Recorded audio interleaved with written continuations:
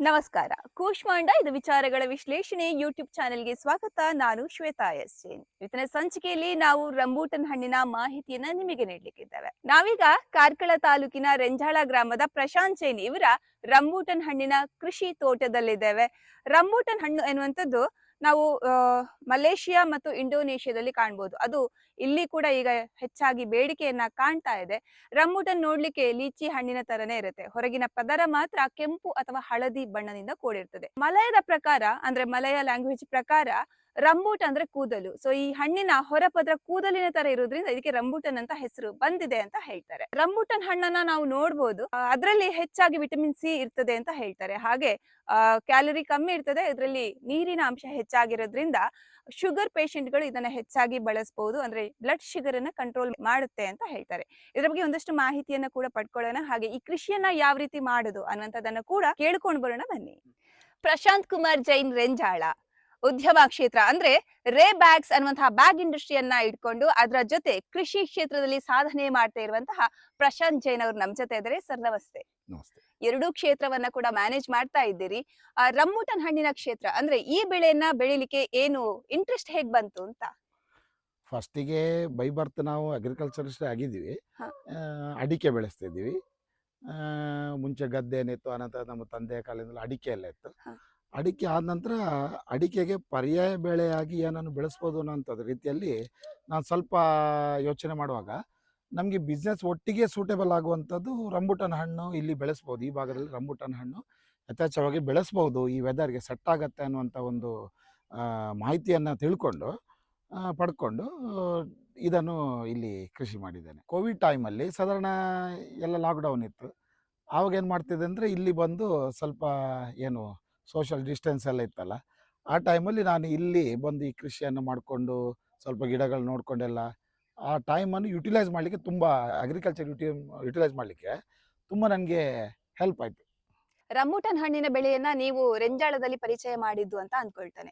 ಆದ್ರೆ ರಂಬೂಟನ್ ಹಣ್ಣಿಗೆ ಅದ್ರದ್ದೇ ಆದ ಹವಾಮಾನ ಇರುತ್ತೆ. ಆದ್ರೆ ಮತ್ತೆ ಅದ್ರದ್ದೇ ಆದ ಮಣ್ಣಿನ ಫಲವತ್ತತೆ ಕೂಡ ಇರುತ್ತೆ. ಯಾವ ರೀತಿಯ ಮಣ್ಣನ್ನ ಅದು ಆಯ್ಕೆ ಮಾಡ್ಕೊಳ್ಳುತ್ತೆ ಅಂತ ಹೇಳಿ. ರಂಬೂಟನ್ ಹಣ್ಣು ಆ್ಯಕ್ಚುಲಿ ಇದಕ್ಕೆ ಕೆಂಪು ಮಣ್ಣು, ಈ ಗುಡ್ಡ ಏನಿದೆ, ಹ್ಮ್. ಗುಡ್ಡದ ಮಣ್ಣು, ಕೆಂಪು ಮಣ್ಣಲ್ಲಿ ತುಂಬ ಫಲವತ್ತತೆ ಇರ್ತದೆ. ಹಾಗಾಗಿ ಈ ಬೆಳೆಗೆ ರಂಬೂಟನ್ಗೆ ಸೂಕ್ತವಾಗಿದೆ ಅಂತ ನಾನು ಅಂದ್ಕೊಂಡಿದ್ದೇನೆ. ಈ ಹಣ್ಣಿನ ಬೆಳವಣಿಗೆ ಆಗಿರ್ಬೋದು, ಅದರ ಪ್ರೊಪಗೇಷನ್ ಅಂದ್ರೆ ಬೆಳವಣಿಗೆ ಯಾವ ರೀತಿ ಮಾಡ್ಲಿಕ್ಕಾಗತ್ತೆ, ಬೀಜದಿಂದ ಆಗುವಂತಹ ಗಿಡ ಆಗಿರ್ಬೋದು ಅಥವಾ ಕಸಿ ಮಾಡಿದ ಗಿಡ ಆಗಿರ್ಬೋದು, ಇದರ ನಡುವಿನ ವ್ಯತ್ಯಾಸ ಏನು ಅಂತ? ಇಲ್ಲ, ಇದು ರಂಬೂಟನ್ ಆ್ಯಕ್ಚುಲಿ ಕಸಿ ಮಾಡಿದಂತಹ ಗ್ರಾಫ್ಟೆಡ್ ಗಿಡಗಳನ್ನೇ ನೆಡಬೇಕಾಗ್ತದೆ. ಹ್ಮ್. ಬೀಜ ಇದರಲ್ಲಿ ಇರುವಂಥ ಗಿಡಗಳನ್ನು ಬೆಳೆಸಿದ್ರೆ ಅದೇನದು ಲೋಕಲ್ ಆಗಿ ದೊಡ್ಡ ಮರ ಆಗ್ತದೆ, ಹಾ. ಕೊಯ್ಯುವಂಥ ಪ್ರಾಬ್ಲಮ್, ಮತ್ತು ಈ ಕ್ವಾಲಿಟಿನೂ ಇರಲ್ಲ. ಯಾಕಂತಂದರೆ ಇಲ್ಲಿ ಮಾರ್ಕೆಟಿಗೆ ಹೋಗುವಾಗ ಅದು ಈ ಸ್ವೀಟಿ ಆಗಿ ಆ ಜ್ಯೂಸಿಯಾಗಿ ಅದಕ್ಕೆ ಆದಂಥ ಕೆಲವು ಪ್ರೋಟೋಕಾಲ್ ಇರುತ್ತೆ. ಹಾ. ಅದು ಏನಾಗುತ್ತೆ, ಈ ಲೋಕಲ್ ಬೀಜ ಹಾಕಿದ ಗಿಡಗಳಲ್ಲಿ ಆ ಒಂದು ಕ್ವಾಲಿಟಿ ಬರಲ್ಲ, ಓಕೆ. ಇರಲ್ಲ. ನೀವು ಒಂದು ಹಾಬಿಯಾಗಿ ಇದನ್ನ ತಗೊಂಡವರು ಫಸ್ಟ್. ಅಂದ್ರೆ ನೀವೊಂದು ಎಷ್ಟು ಎಕರೆ ಜಾಗದಲ್ಲಿ ಈ ಒಂದು ಬೆಳೆಯನ್ನ ಬೆಳೆಸಿದ್ರಿ, ಮತ್ತೆ ಇದ್ರ ಗಿಡವನ್ನ ನಾವು ಹಾಕ್ತೇವಲ್ವಾ, ಅವಾಗ ಒಂದು ಎಷ್ಟು ಅಂತರ ಕಾಯ್ದುಕೊಳ್ಬೇಕು ಅಂತ ಗಿಡಕ್ಕೆ? ಇದು ಆ್ಯಕ್ಚುಲಿ ಕರೆಕ್ಟಾಗಿ 30 to 40 ಫೀಟ್ 1 by 1 ನೆಟ್ಟರೆ ಹ್ಮ್. ಭಾಳ ಸೂಕ್ತ. ಯಾಕಂತೇಳಿ ಇನಿಷಿಯಲ್ ಸ್ಟೇಜಲ್ಲಿ ನಮಗೆ ತುಂಬ ಅದು ದೂರ ಅಂತ ಅನಿಸ್ಬೋದು. ಮತ್ತು ಆ್ಯಕ್ಚುಲಿ ಅದು ಗಿಡದ ಗ್ರೋತು ತುಂಬ ಫಾಸ್ಟಾಗಿರ್ತದೆ. ಹಾ. ಬೇರೆ ಗಿಡಗಳಿಂದ ಕಂಪ್ಯಾರಿಸನ್ ಮಾಡಿದರೆ ಇದು ತುಂಬ ಬೇಗನೆ ಗ್ರೋತ್ ಆಗುತ್ತೆ. 1 ವರ್ಷದಲ್ಲಿ ಅಥವಾ 1.5 ವರ್ಷಕ್ಕೆ ಗಿಡ ಹೋಗಿ ಅದು ಮರ ಆಗಿಬಿಡ್ತದೆ.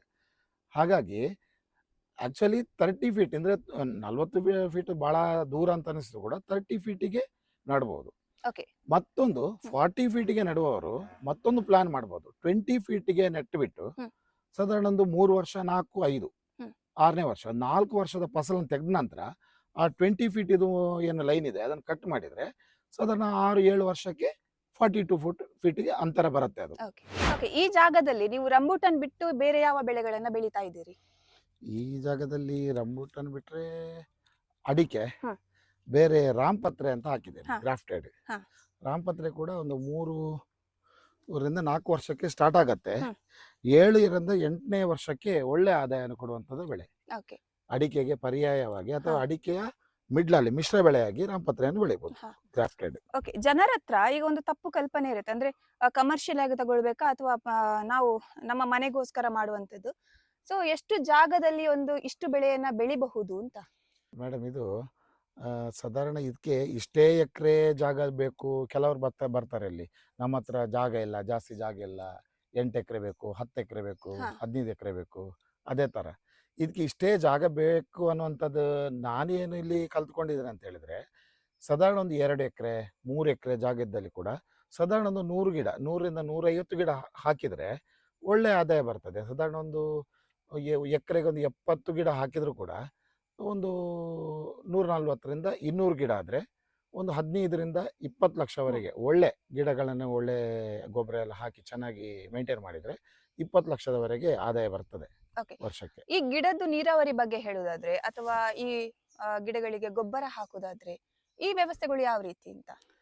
ಗೊಬ್ಬರ ಎಲ್ಲ ಹಾಕುವುದು ಅಂತ ಹೇಳಿದ್ರೆ ಇದಕ್ಕೆ ಸ್ವಲ್ಪ ನಾನು ಇಲ್ಲಿ ಏನಂತ ಹೇಳಿದ್ರೆ ಪುಡಿ ಗೊಬ್ಬರಗಳೇ ಜಾಸ್ತಿ, ಹ್ಮ್. ಹರಳೆ ಹಿಂಡಿ, ಬೋನ್ ಮಿಲ್ಲು, ಹಾ. ಫಿಶ್ ಮಿಲ್ಲು, ಆ ಥರ ಆರ್ಗ್ಯಾನಿಕ್ ಎಷ್ಟು ಜಾಸ್ತಿ ಹಾಕ್ತೇವೆ ಅಷ್ಟು ಈ ಫ್ರೂಟ್ ಕ್ವಾಲಿಟಿ ಸೈಜ್ ಎಲ್ಲ ಹಾ ಬರ್ತದೆ. ಈಗ ತುಂಬ ಕಡೆ, ಈಗ ಬೇರೆ ಕಡೆಯಲ್ಲೂ ರಂಬುಟಾನ್ ಕೇರಳ ಎಲ್ಲ ತುಂಬ ಕಡೆಯಲ್ಲಿದೆ, ಇಲ್ಲಿ ಹೌದು. ಕೂಡ ಕೆಲವು ತುಂಬ ಕಡೆ ಎಲ್ಲ ಮಾಡಿದ್ದಾರೆ. ಬಟ್ ಇಲ್ಲಿ ನಮ್ಮ ಈ ತೋಟದ್ದು ಫ್ರೂಟಿಗೆ ಮಾರ್ಕೆಟಿಂಗ್ ಸಮಸ್ಯೆನೇ ಇಲ್ಲ. ನಾವು ಮಾರ್ಕೆಟಿಂಗ್ ಹೋಗ್ಬೇಕಂತ ಅವಶ್ಯಕತೆನೇ ಇಲ್ಲ, ಹ್ಮ್. ಇಲ್ಲಿಗೇನೆ ಬರ್ತಾರೆ. ಆ್ಯಕ್ಚುಲಿ ನಮಗೀಗ 1 ಟನ್ ಬೇಕಂತ ಹೇಳಿದ್ರೆ ನಮ್ಮಲ್ಲಿ ಅದಕ್ಕೆ 2 ಟನ್ನಿನ ಒಂದು ಇದಿರ್ತದೆ, ಬಯರ್ಸ್ ಇರ್ತಾರೆ ಆ ಥರ. ಅದಕ್ಕಾಗಿ ನಾವು ಇನಿಷಿಯಲ್ ಸ್ಟೇಜಲ್ಲಿ ಗಿಡ ನೆಟ್ಟು ಹ್ಮ್. 2 ವರ್ಷ ಯಾವ ಥರ ಮೇಂಟೈನ್ ಮಾಡ್ತೇವೆ ಅದು ಭಾಳ ಕ್ಯಾಲ್ಕುಲೇಟಿವ್ ಆಗಿರ್ತದೆ. 2 ವರ್ಷ ಫಸ್ಟ್ 2 ವರ್ಷ ಯಾವ ಥರ ಮೇಂಟೈನ್ ಮಾಡ್ತೇವೆ ಅದೇ ರೀತಿಯಲ್ಲಿ ಫ್ರೂಟ್ ಕ್ವಾಲಿಟಿ ಸೈಜ್ ಎಲ್ಲ ಗ್ರೋತ್ ಆಗಿಬಿಡ್ತದೆ. ಎಲ್ಲಾ ಕ್ಷೇತ್ರದಲ್ಲೂ ಅಷ್ಟೇ, ಕೃಷಿ ಕ್ಷೇತ್ರ ಆಗಿರ್ಬೋದು ಅಥವಾ ಉದ್ಯಮ ಕ್ಷೇತ್ರ ಆಗಿರ್ಬೋದು, ಸಮಸ್ಯೆಗಳು ಬರುವಂತದ್ದು ಕಾಮನ್ ಆಗಿರುತ್ತೆ. ಈ ಕ್ಷೇತ್ರದಲ್ಲಿರುವಂತಹ ಅಂದ್ರೆ ಅಡಿಕೆ ಆಗಿರ್ಬೋದು ಅಥವಾ ಯಾವ ಗಿಡಗಳಾಗಿರ್ಬೋದು ಅದನ್ನ ನಾವು ನುಸಿ ರೋಗ ಆಗಿರ್ಬೋದು ಅಥವಾ ಯಾವುದೋ ಒಂದು ಬಾಧೆಗೆ ಅದು ಒಳಗಾಗುತ್ತೆ. ಈ ರಂಬೂಟನ್ ಹಣ್ಣಿನಲ್ಲಿ ಯಾವ ರೀತಿಯ ರೋಗಗಳು ಬರುತ್ತೆ, ಅದನ್ನ ಕೀಟನಾಶಕಗಳೆಲ್ಲ ಇರುತ್ತೆ, ಸೊ ಅದನ್ನ ಯಾವ ರೀತಿ ಮ್ಯಾನೇಜ್ ಮಾಡುದು ಅಂತ? ಇಲ್ಲಿ ನಾನು ಏನು ಹೇಳಬಯಸ್ತೇನೆ ಅಂತ ಹೇಳಿದ್ರೆ, ಫಸ್ಟ್ ಅಗ್ರಿಕಲ್ಚರ್ ರೈತರು ಏನಿದ್ದಾರೆ ಈ ನೆಗೆಟಿವ್ ಥಾಟ್ಸನ್ನು ಬಿಟ್ಬಿಡ್ಬೇಕು. ನೆಗೆಟಿವ್ ಥಾಟ್ಸ್ ಏನಂತ ಹೇಳಿದ್ರೆ ಯಾವುದೇ ಒಂದು ವಿಷಯಕ್ಕೆ ಬಂದಾಗ ಅಲ್ಲಿ ನೆಗೆಟಿವ್ ಏನಿದೆ ಅಂತ ಫಸ್ಟ್ ಹೇಳೋದು, ಆನಂತರ ಯಾವ ಥರ ಬೆಳೆಸ್ತೇವೆ ಅನ್ನುವಂಥದ್ದು ಮುಖ್ಯ. ಯಾವ ಥರ ಬೆಳೆಸಬೇಕು ಆ ರೀತಿಯಲ್ಲಿ ಬೆಳೆಸೋದಿಲ್ಲ, ಅದೊಂದು ಸಮಸ್ಯೆ. ಇಲ್ಲಿ ಇದರಲ್ಲಿ ಅಂಥ ಏನು ರೋಗ ಬರುವಂಥದ್ದು ಆ ಥರ ಏನಿಲ್ಲ. ಅಡಿಕೆಗೆ ಹೋಲಿಕೆ ಮಾಡಿದರೆ ಇದು ತುಂಬ ಈಸಿಯೆಸ್ಟ್ ಒಂದು ಕ್ರಾಪ್ ಅಂತ ಹೇಳ್ಬೋದು. ನಾವು ವಾರಕ್ಕೆ 1-2 ದಿವಸ ಇದರ ಒಟ್ಟಿಗೆ ಸ್ವಲ್ಪ ಟೈಮ್ ಕೊಟ್ಟರೆ ಮಾಡ್ಕೊಂಡು ಹೋಗ್ಲಿಕ್ಕೆ ಆಗತ್ತೆ ಈಸಿಲಿ. ನೀರು ಇದಕ್ಕೆ ಸಾಧಾರಣ ಒಂದು ಜೆಟ್ಟನ್ನು ಹಾಕ್ತೀವಿ, ಒಂದು ಗಿಡಕ್ಕೆ 2 ಜೆಟ್ ಪಾಯಿಂಟ್ಗಳನ್ನು ಹಾಕ್ತೇವೆ. ಅಡಿಕೆಗೆ ಯಾವ ಥರ ಇದೆ ಸ್ವಲ್ಪ ಸ್ಪ್ರೆಡ್ ಆಗಿ ನೀರು ಬೀಳೋ ಥರ ಮೇಂಟೈನ್ ಮಾಡಬೇಕು. ಸ್ವಲ್ಪ ಪ್ರೂನಿಂಗ್ ವರ್ಷಕ್ಕೆ 1 ತಿಂಗಳು, ಈಗ ಕಟ್ಟಿಂಗ್ ಟೈಮಲ್ಲಿ ಆದ ಕೂಡಲೇ ಒಂದು ಪ್ರೂನಿಂಗ್ ಮಾಡ್ತೇವೆ. ಪ್ರೂನಿಂಗ್ ಆಗಿ ಕೂಡಲೇ ಏನಾದರೂ ಈ ಡಿಸೀಸಸ್ ಬರೋದಾಗಿ ಒಂದು ಸ್ಪ್ರೇ, ಸಲ್ಫರ್ ಏನೊಂದು ಸ್ಪ್ರೇ ಕೊಡ್ತೀವಿ, ಬೋರ್ಡ್ ಆ ಥರ. ಮತ್ತು ಅಂಥದ್ದೇನಿಲ್ಲ, ನೀರೊಂದು ಕೊಟ್ಬಿಟ್ಟು ಗೊಬ್ಬರ, ಪುಡಿ ಗೊಬ್ಬರಗಳನ್ನು ಜಾಸ್ತಿ ಹಾಕಬೇಕಾಗ್ತದೆ. ಆರ್ಗ್ಯಾನಿಕ್ ಗೊಬ್ಬರಗಳನ್ನು ಹೆಚ್ಚು ಹೆಚ್ಚು ಎಷ್ಟು ನಾವು ಬಳಸ್ತೇವೆ ಅಷ್ಟು ನಮಗೆ ಆದಾಯ ಜಾಸ್ತಿ, ಆ ಫ್ರೂಟು ಸೈಜು ಕ್ವಾಲಿಟಿ ಜಾಸ್ತಿ ಬರ್ತದೆ. ಓಕೆ, ಇದ್ರ ಕೊಯ್ಲು ಬಗ್ಗೆ ಹೇಳೋದಾದ್ರೆ ಏನ್ ಹೇಳ್ತೀರಾ? ಮತ್ತೆ ಇದರ ಇಳುವರಿ ಬಗ್ಗೆ ಹೇಳೋದಾದ್ರೆ ಈಗ ನಮಗೆ ಒಂದು ವರ್ಷಕ್ಕೆ ಯಾವ ಯಾವ ರೀತಿ ಇಳುವರಿಯನ್ನ ನಾವು ತಗೊಳ್ಬಹುದು ಅಂತ ಹೇಳಿ ಇದರ ಒಂದು ಅಂದಾಜು ನಮಗೆ ಪ್ರಾಫಿಟ್ ಅಂಡ್ ಲಾಸ್ ಹೇಳೋದಾದ್ರೆ? ಇದು ಬೆಳೆಸಿ 3ನೇ ವರ್ಷಕ್ಕೆ ಫಸಲು ಸ್ಟಾರ್ಟ್ ಆಗ್ತದೆ. 3ನೇ ವರ್ಷಕ್ಕೆ ಒಂದು ಮರದಲ್ಲಿ ನಾರ್ಮಲಿ ಒಂದು 20-25 kg 30ರವರೆಗೆ ಬರ್ಬೋದು. ಆನಂತರ ಇದಕ್ಕೀಗ 6ನೇ ವರ್ಷ ಆಗಿದೆ. 6ನೇ ವರ್ಷ ಆಗಿದ್ರೆ ಇದರಲ್ಲಿ ಸಾಧಾರಣ ಈಗ ಈ ನಮಗೆ ಈ ಮರದಲ್ಲಿ 70ರಿಂದ 80, ಒಂದೊಂದು ಮರದಲ್ಲಿ 1 ಕ್ವಿಂಟಲ್ ಕೂಡ ಬಂದಿದೆ. ಈಗಿನ ರೇಟಲ್ಲಿ ಸಾಧಾರಣ ಒಂದು ಕೆಜಿಗೆ ಸಾಧಾರಣ ಒಂದು ಎವರೇಜ್ 200 ರೂಪಾಯಲ್ಲಿ ಮಾರ್ಕೆಟಿಂಗ್ ಹೋಗ್ತದೆ. ಬಟ್ 1 ಕ್ವಿಂಟಲ್ ಅಂದರೆ ಸಾಧಾರಣ ಒಂದು 15ರಿಂದ 20 ಸಾವಿರ ಅಂತ ಫಿಕ್ಸ್ ಒಂದು ಮರ ಕೊಡ್ತದೆ, ಆದಾಯ ಕೊಡ್ತದೆ. ಓಕೆ, ಈಗ ಮಳೆಗಾಲ ಬಂದ್ರೆ ಅದಕ್ಕೆ ಏನಾದ್ರೂ ಪ್ರಾಬ್ಲಮ್ ಆಗುತ್ತಾ? ಈಗ ಬೇಗ ಮಳೆ ಬಂದ್ರೆ, ಲೇಟ್ ಮಳೆ ಬಂದ್ರೆ ನಮ್ಮ ರಂಬುಟನ್ ಹಣ್ಣಿಗೆ ಏನಾದ್ರೂ ಪ್ರಾಬ್ಲಮ್ಸ್ ಆಗುತ್ತಾ? ರಂಬೂಟನಿಗೆ ಜಾಸ್ತಿ ಮಳೆ ಬಂದರೆ ಸ್ವಲ್ಪ ಡ್ರಾಪಿಂಗ್ ಎಫೆಕ್ಟ್ ಇರ್ತದೆ. ಮತ್ತು ಯಾವುದೇ ಮರ ಕೂಡ ಈಗ ಸಾಧಾರಣ ಅದಕ್ಕೆ ಎಷ್ಟು ಕೆಪಾಸಿಟಿ ಇರ್ತದೆ ಹ್ಮ್. ಅಷ್ಟೇ ಹಣ್ಣುಗಳನ್ನು ಹಿಡ್ಕೊಳ್ತದೆ ಅದು. ಸಾಧಾರಣ ಒಂದು ಮರ ಈಗ 1.5 ಕ್ವಿಂಟಲ್ನಷ್ಟು ಫ್ಲವರಿಂಗ್ ಬರ್ತದೆ, ಹ್ಮ್. ಫ್ರೂಟ್ ಸೆಟಪ್ 1.5 ಕ್ವಿಂಟಲ್ನಷ್ಟು ಫ್ರೂಟ್ ಸೆಟಪ್ ಆಗುತ್ತೆ. ಆದರೂ ಅದು ಸಾಧಾರಣ ಒಂದು 80 to 100 kg ಅಷ್ಟು ಫಸಲು ಬರ್ತದೆ, ಉಳಿದದ್ದು ಡ್ರಾಪಿಂಗ್ ಆಗ್ತದೆ. Okay. ಅದು ನ್ಯಾಚುರಲ್, ಅದಕ್ಕೆ ಅದು ಪ್ರೊಸೆಸ್. ಅದಕ್ಕೆ ಯಾವ ಗೊಬ್ಬರ ಅಥವಾ ಏನು ಹಾಕಿದರೂ ಕೂಡ ಹ್ಮ್. ಆ ಮರ ಎಷ್ಟು ಕೆಪಾಸಿಟಿ ಇದೆ ಅಷ್ಟೇ ಹಣ್ಣುಗಳನ್ನು ಬಿಡ್ತದೆ, ಅಷ್ಟೇ ಫ್ರೂಟ್ ಸೆಟಪ್ ಆಗಿರ್ತದೆ. ಓಕೆ, ನೀವ್ ಆಗ್ಲೇ ಮಾತಾಡುವಾಗ ಹೇಳಿದ್ರೆ ಕೇರಳ ಸೈಡ್ ಕೂಡ ರಂಬುಟನ್ ಹಣ್ಣನ್ನ ಬೆಳೀತಾರೆ ಅಂತ. ಆ ಹಣ್ಣಿಗೂ ನಮ್ ಕಡೆ ಹಣ್ಣಿಗೂ ಏನಾದ್ರೂ ಡಿಫ್ರೆನ್ಸ್ ಇದೆಯಾ? ಕೇರಳದಲ್ಲಿ ಮಾಸಾಗಿ ಎಲ್ಲ ಕಡೆ ತುಂಬಾ ಹಣ್ಣುಗಳನ್ನು ಇಲ್ಲಿ ಸೌತ್ ಕೇರಳ ಉಡುಪಿಯಲ್ಲಿ ಬೆಳೆಸೋಕೆ ಮುಂಚಲು ಹ್ಮ್. ಫಸ್ಟ್ ಇದು ಬೆಳೆಸಿದ್ದು ಕೇರಳದಲ್ಲಿ. ಹಾ. ಇದು ಟ್ರಾಪಿಕಲ್ ಫ್ರೂಟ್ ಆಗಿರೋದ್ರಿಂದ ಹಾ. ಕೇರಳ ಈ ಭಾಗದಲ್ಲಿ ಮಾತ್ರ ಈ ಫ್ರೂಟ್ ಬೆಳೀತೇವೆ ಇದು ಸಾಧಾರಣ ಮಲೆನಾಡಾಗ್ಲಿ ಅರೆ ಮಲೆನಾಡಾಗ್ಲಿ ಸಾಧಾರಣ ಈ ಕೂಲ್ ಪ್ಲೇಸ್ಗಳಲ್ಲಿ ಇದು ಬರಲ್ಲ ಟೆಂಪರೇಚರ್. ಸಾಧಾರಣ 30 ಅಬೌವ್ 34 ವರೆಗೆ ಏನು ತೊಂದರೆ ಇಲ್ಲ. ಹಾಗಾಗಿ ಇದಕ್ಕೆ ಡಿಮಾಂಡ್ ಕೂಡ ಸ್ಟಿಲ್ ಯಾವತ್ತೂ ಡಿಮಾಂಡ್ ಇರ್ತದೆ ಅನ್ನೋಂತ ಹೇಳ್ಬೋದು. Okay. ಯಾಕಂದ್ರೆ ಎಲ್ಲ ಕಡೆಯಲ್ಲಿ ಇದು ಈ ಫ್ರೂಟ್ ಬೆಳೆಯಲಿಕ್ಕೆ ಇರೋದ್ರಿಂದಾಗಿ ಎಲ್ಲ ವೈಡ್ ಮಾರ್ಕೆಟಿಂಗ್ ಇದೆ ಆಲ್ ಓವರ್. ಯಾವುದೇ ನಮ್ಮ ಈ ದೇಶಕ್ಕೆ ಎಲ್ಲಿಗೆ ಕಳಿಸ್ಬೋದು ಇದನ್ನು.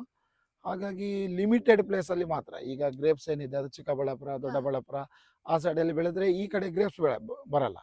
ಹಾಗಾಗಿ ಇದು ಇಷ್ಟೊಂದು ಜಾಗದಲ್ಲಿ ಮಾತ್ರ ಬೆಳೆಯೋದ್ರಿಂದಾಗಿ ಮಾರ್ಕೆಟ್ ಇರ್ತದೆ, ಒಳ್ಳೆ ಆದಾಯ ಕೊಡ್ತದೆ, ಏನು ಸಮಸ್ಯೆ ಇಲ್ಲ ಅಂತ ಫ್ಯೂಚರ್ಗೆ ಕೂಡ ಅನಿಸ್ಬೋದು. ಇಂದಿನ ಯುವ ಜನತೆ ಬಗ್ಗೆ ಹೇಳೋದಾದ್ರೆ ಅವರು ಕೂಡ ಹೈನುಗಾರಿಕೆ ಆಗಿರ್ಬೋದು ಅಥವಾ ಕೃಷಿ ಕ್ಷೇತ್ರ ಆಗಿರ್ಬೋದು ಅದನ್ನ ಆಯ್ಕೆ ಮಾಡ್ಕೊಳ್ತಾ ಇದ್ದಾರೆ.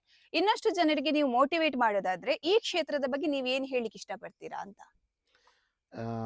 ಯುವ ಜನತೆಗೆ ಏನು ಹೇಳುವುದಂತ ಹೇಳಿದ್ರೆ, ಈಗ ಕೆಲವರೆಲ್ಲ ನೋಡಿ ಈಗ ಗ್ರ್ಯಾಜುಯೇಷನ್ ಮಾಡ್ತಾರೆ, ಡಬಲ್ ಗ್ರ್ಯಾಜುಯೇಷನ್ ಮಾಡ್ತಾರೆ, ಹೋಗಿ ಕಂಪನಿಗಳಲ್ಲಿ ಅಪ್ಲಿಕೇಶನ್ ಕೊಡುವುದು ಅದೆಲ್ಲ ಪ್ರಾಸೆಸ್ ಇರ್ತದೆ. ತುಂಬ ಕಂಪನಿಗಳು ಕೆಲವರಿಗೆ ಸೆಲೆಕ್ಷನ್ ಆಗಿ ಒಳ್ಳೆ ಒಳ್ಳೆ ಕಂಪನಿಗಳಿಗೆ ಜಾಬ್ ಎಲ್ಲ ಆಗ್ತದೆ, ಅಪಾಯಿಂಟ್ಮೆಂಟ್ ಹೋಗ್ತಾರೆ. ಬಟ್ ಕೆಲವರೆಲ್ಲ ಡಬಲ್ ಗ್ರ್ಯಾಜುಯೇಷನ್ ಮಾಡಿ ಒಂದು ಆಗಲ್ಲ, ಕಡಿಮೆ ಸ್ಯಾಲರಿಗೆ ಹೋಗಲೇಬೇಕಾದ ಅನಿವಾರ್ಯತೆ ಇರ್ತದೆ. ಹಾಗಂತ ಅವ್ರ ಬ್ಯಾಕ್ಗ್ರೌಂಡ್ ನೋಡಿದರೆ ಒಂದೊಂದು ಮನೆಯಲ್ಲಿ ಪ್ರತಿಯೊಬ್ಬರಿಗೂ 7 ಎಕರೆ 8 ಎಕರೆ ಬೇಡ 3 ಎಕರೆ ಇದ್ರೂ ಕೂಡ 3 ಎಕರೆ ರಂಬುಟಾನ್ ಹಾಕಿದರೆ 200 ಗಿಡ ಹಾಕ್ಲಿಕ್ಕಾಗತ್ತೆ. 200 ಗಿಡ ಬೆಳೆಸಿದ್ರೆ ಸಾಧಾರಣ ಒಂದು 20 ಲಕ್ಷ ವರ್ಷಕ್ಕೆ ಆದಾಯ ಬರ್ತದೆ. ಹೋಗ್ಲಿ, ಅದರಲ್ಲಿ ಒಂದು 5 ಲಕ್ಷ 5 ಲಕ್ಷ ಬರಲ್ಲ, 1-2 ಲಕ್ಷವರೆಗೆ ಖರ್ಚು ಬರ್ಬೋದು ನನ್ನ ಲೆಕ್ಕದಲ್ಲಿ. 5 ಲಕ್ಷ ಲೇಬರ್ ಹಿಡಿದ್ರೆ ಅವ್ರು ಮೇಂಟೈನ್ ಮಾಡಿದ್ರು ಕೂಡ ಸಾಧಾರಣ 15 ಲಕ್ಷನೇ ತಗೊಳ್ಳಿ. 15 ಲಕ್ಷ ಅಂದರೆ ತಿಂಗಳಿಗೆ 1 ಲಕ್ಷ ಮೇಲೆ ಇಲ್ಲೇ ಆದಾಯ ಬಂತು. ಹಾಗಾಗಿ ಯುವ ಜನತೆಗೆ ಸಾಧಾರಣ ಒಂದು 2 ಎಕರೆ 3 ಎಕರೆ ಜಾಗ ಇದ್ದರೆ ಆರಾಮ್ಸೆ ಈ ಬೆಳೆಯನ್ನು ಬೆಳೆಸ್ಬೋದು. ಎರಡು ಕ್ಷೇತ್ರದಲ್ಲಿ ಕೂಡ ಕಾಲಿಟ್ಟಿದ್ದೀರಾ, ಕೃಷಿ ಕ್ಷೇತ್ರ ಆಗಿರ್ಬೋದು ಉದ್ಯಮ ಕ್ಷೇತ್ರ ಆಗಿರ್ಬೋದು. ಎರಡೂ ಕೂಡ ಮ್ಯಾನೇಜ್ ಮಾಡುವಂಥದ್ದು ಕಷ್ಟ ಆಗುತ್ತೆ. ಸೊ ನಿಮಗೆ ಯಾವ ರೀತಿ ಇದನ್ನ ಮ್ಯಾನೇಜ್ ಮಾಡ್ತೀರಾ ನೀವು ಅಂತ ಹೇಳಿ? ನನಗೆ ಒಂದು ಅನುಭವದ ಪ್ರಕಾರ ಅಡಿಕೆ ಬೆಳೆಯಲ್ಲಿ ಯಾಕಂತ ಹೇಳಿದ್ರೆ ವರ್ಷ ಇಡೀನೂ ಅದರಲ್ಲಿ ಫಲ ಜಾಸ್ತಿ ಇರ್ತದೆ. ಈಗ ಏನು ಎಂಪ್ಲಾಯ್ ಆಗಿರ್ಬೋದು ಅಥವಾ ಒಂದು ಬಿಸ್ನೆಸ್ ಮ್ಯಾನ್ ಆಗಿರ್ಬೋದು, ಅಡಿಕೆಯಲ್ಲಿ ಅದಕ್ಕೆ ಔಷಧಿಗಳನ್ನು ಸಿಂಪಡಣೆ ಮಾಡೋದ್ರಿಂದ ಹೊರತು ಮತ್ತೆ ಬೇರೆನೆ ಈಗ ವರ್ಷ ಇಡೀನು ಅಡಿಕೆ, ಈಗ ನೋಡಿ ಮಳೆಗಾಲದಲ್ಲಿಯೂ ಅಡಿಕೆ ಬೀಳೋದು, ಅದನ್ನು ತೆಗೆಯೋದು, ಅದನ್ನು ಸೋಲೋ ಟರ್ಪಲ್ಲಿ ಹಾಕೋದು, ಪ್ರೊಸೆಸಿಂಗ್ ತುಂಬ. ಇದರಲ್ಲಿ ಎಂಪ್ಲಾಯೀಸ್ ಮತ್ತು ಯಾರು ಪ್ರೊಫೆಷನಲ್ ಜಾಬಲ್ಲಿ ಇರ್ತಾರೆ ಅವರಿಗೆ ತುಂಬ ಇದು ಈಸಿಯೆಸ್ಟ್. ಯಾಕಂತ ಹೇಳಿದ್ರೆ ಒಮ್ಮೆ ಹಾರ್ವೆಸ್ಟ್ ಟೈಮಲ್ಲಿ ಒಂದು 15-20 ದಿವಸ ಸ್ವಲ್ಪ ಅವರು ಕಾನ್ಸಂಟ್ರೇಷನ್ ಕೊಟ್ಟರೆ ಮಾರ್ಕೆಟಿಂಗ್ ಆಟೋಮೆಟಿಕಲಿ ಇರುತ್ತೆ, ಕಟ್ಟಿಂಗ್ ಆಗ್ತದೆ. ಆದರೂ 1 ತಿಂಗಳು ಮಾತ್ರ ಇದರಲ್ಲಿ ಕೆಲಸ ಇರ್ತದೆ. ಬೇರೆ ಟೈಮಲ್ಲಿ ಅವರು ಆರಾಮ್ಸೆ ಅವರ ಜಾಬ್ ಆಗಲಿ ಬಿಸ್ನೆಸ್ ಆಗಲಿ ಮಾಡ್ಕೊಂಡು ಹೋಗ್ಲಿಕ್ಕೆ ಏನು ಸಮಸ್ಯೆ ಬರೋದಿಲ್ಲ. ನಿಮ್ಮ ಮನೆಯಲ್ಲಿ ನಿಮ್ಗೆ ಯಾವ ರೀತಿ ಸಪೋರ್ಟ್ ಸಿಗ್ತದೆ ಅಂತ? 2 ದೋಣಿಗಳ ಮಧ್ಯೆ ಕಾಲಿಟ್ಟಿದ್ದೀರಾ ನೀವು, ಮನೆಯಲ್ಲಿ ಯಾವ ರೀತಿ ಸಪೋರ್ಟ್ ಸಿಗ್ತಿದೆ ಅಂತ? ಮನೆಯಲ್ಲಿ ಫ್ಯಾಮಿಲಿ ತುಂಬ ಸಪೋರ್ಟಿವ್ ಆಗಿದ್ದಾರೆ, ಬಿಸ್ನೆಸ್ಸಿಗೆ ಆಗಲಿ ಇದಕ್ಕೆ ಆಗಲಿ ಎಲ್ಲ ಕಡೆಯಿಂದಲೂ. ಇದಕ್ಕೆ ಈಗ ನಾನು ಒಂದು ಸ್ವಲ್ಪ outside business marketing out of state purchase ಎಲ್ಲ ಹೋಗುವಾಗ ನಮ್ಮ ಮಿಸಸ್ ಎಲ್ಲ ತುಂಬ ಸಪೋರ್ಟ್ ಮಾಡ್ತಾರೆ. ಇಲ್ಲಿ ಕೆಲಸದವರಲ್ಲಿ ಇರುವಾಗ ಸ್ವಲ್ಪ ನೋಡ್ಕೊಳ್ಳೋದು ಎಲ್ಲ ಸ್ವಲ್ಪ ಒಳ್ಳೆ ಸಪೋರ್ಟ್ ಆಗಿದ್ದಾರೆ. ಓಕೆ, ಈಗ ನೀವು ಈ ಕ್ಷೇತ್ರದಲ್ಲಿ ಸಾಧನೆಯನ್ನ ಮಾಡಿದ್ದೀರಿ ಕೂಡ. ಬಟ್ ಇನ್ನು ಕೆಲವರಿಗೆ ಮಾಡ್ಬೇಕು ಅಂತ ಮನ್ಸಿದೆ, ಅವರಿಗೆ ಏನು ಮೋಟಿವೇಟ್ ಮಾಡಿದ್ದೀರಾ ಅಥವಾ ಇನ್ನೇನ್ ಮಾಡ್ಲಿಕ್ಕೆ ಇಷ್ಟಪಡ್ತೀರಾ? ತುಂಬ ಜನರಿಗೆ ಮೇಡಮ್, ಸಾಧಾರಣ ಇಲ್ಲಿ ನಾನು ಗಿಡ ನಟ್ಟ ನಂತರ ಇಲ್ಲಿ 3 ವರ್ಷ 4 ವರ್ಷ 5 ಇದೀಗ 6ನೇ ವರ್ಷ. ಯಾಕಂದರೆ 4 ವರ್ಷ ಇಲ್ಲಿ ಸರಿಯಾಗಿ ಫಸಲ್ ತೆಗೆದು ಇದು ಪ್ರಾಫಿಟೇಬಲ್ ಅಂತ ನನಗೆ ಅನಿಸಿದ ನಂತರ ಸಾಧಾರಣ 2000 ಗಿಡಗಳನ್ನು ನಾನು ಸಜೆಷನ್ ಕೊಟ್ಟು ನಡೆಸಿದ್ದೇನೆ. ಈ ವರ್ಷ ಆದಾಯವು ಸ್ಟಾರ್ಟ್ ಆಗಿದೆ. 2000 ಗಿಡಗಳನ್ನು ಸಾಧಾರಣ ಇದೇ ಭಾಗದಲ್ಲಿ. ನಿಜ ಯಾರಿಗೆ ಇಲ್ಲಿ ಕೃಷಿ ಮಾಡಬೇಕು, ಇದನ್ನು ರಂಬುಟಾನ್ ಬೆಳೆಸಬೇಕು ಅನ್ನೋಂಥ ಅವಶ್ಯಕತೆ ಇದ್ದವರು 100% ನನ್ನ ನಂಬರನ್ನು ಶೇರ್ ಮಾಡ್ತೇನೆ. 9902200269 ಈ ನಂಬರ್ಗೆ ಫೋನ್ ಮಾಡಿದರೆ ನಾನು ಮಾಹಿತಿಯನ್ನು ಕೊಡ್ತೇನೆ. Thank you sir. ಕೃಷಿ ಸಂಸ್ಕೃತಿ ಸದ್ವಿಚಾರಗಳ ವಿಶ್ಲೇಷಣೆಗಾಗಿ ನೋಡ್ತಾ ಇರಿ ಕೂಷ್ಮಾಂಡ ಯೂಟ್ಯೂಬ್ ಚಾನೆಲ್.